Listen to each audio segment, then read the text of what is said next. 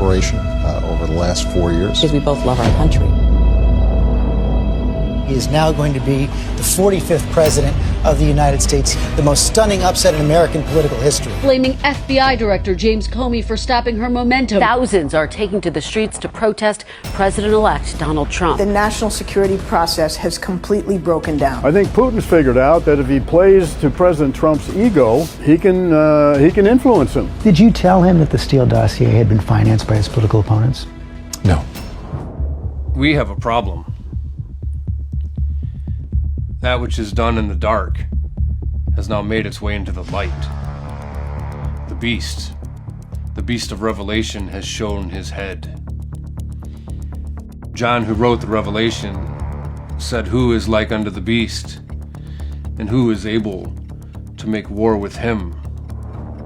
Daniel wrote that the king sent to gather together the princes, the governors, and the captains, the judges, the treasurers, the counselors, the sheriffs, and all the rulers of the provinces to come to the dedication of this beast. We're seeing a unification of evil that we have never seen in our lifetime. The disease could be contagious. Symptoms similar to pneumonia. Our COVID nightmare is far from over. Looking to some pain and suffering in the future because we're seeing the cases go up.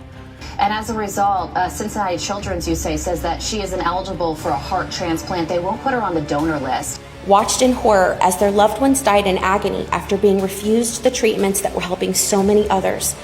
A paddleboarder is chased down by law enforcement for being out on the water at Malibu Beach. I do think you saw government putting pressure and working with big tech to keep information from the American people. There have been protests in at least 30 US cities, with violence, looting and arson in some, and several cities have imposed curfews. Shoppers are finding empty shelves, long lines, and limits on purchases. We're finding examples where bottles like this are going for more than $50. Joe Biden addressing the nation late tonight as he's on the brink of winning the race for the White House. Tonight claiming he's being illegally cheated out of the election. If you count the legal votes, I easily win. It's really destroyed our system. It's a corrupt system. The founders were often aware and spoke frequently on the providence of God, knowing that God was working in their midst. And we can see divine providence working in our lives. Too big to rig, right? Take a look at what happened.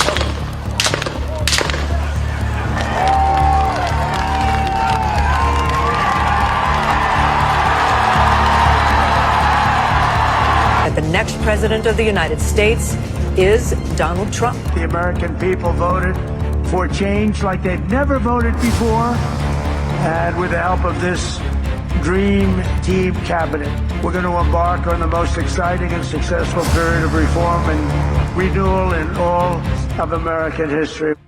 There was so much excitement when Trump was elected, and that he would put together a dream team to make war against globalism, the globalists, and the evil that we've seen.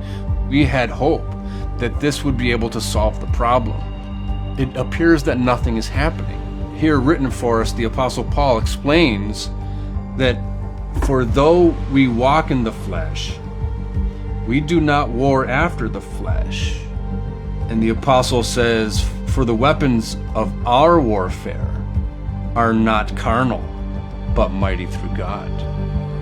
So what we need to see, if we want to see success, is the church stand up and use weapons that are not carnal, but spiritual, so that we could succeed and we have hope.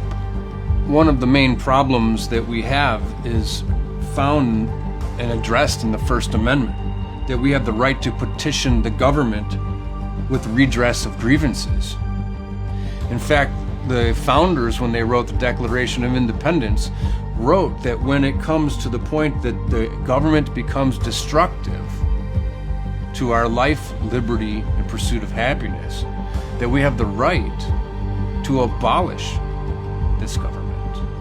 And we have reached a point now where we are no longer represented by our government.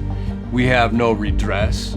We can reach out and we ask, and there is no representation. There is massive taxation, but there's no representation.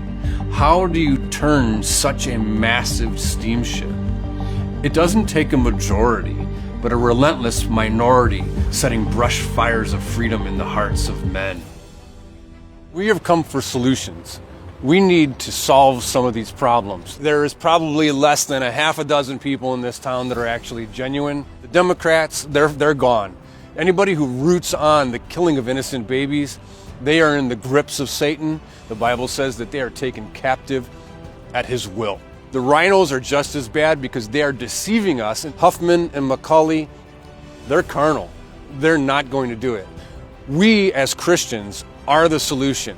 We are the elect, and we have a mandate to make America great again. And we are going to make America great again by making America righteous again. We have been elected. So from DC to Columbus to Cleveland, we are going to adopt a small neighborhood in Cleveland, and we will be the senators. We will be the representatives of our own government. It is a government of the people and for the people, and it is run by God himself. We are going to make America righteous again. And this endeavor very well may spread. This very well may be our turning point.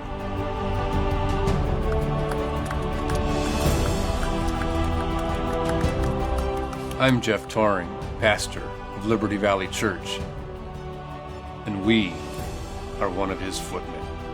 Come, join us.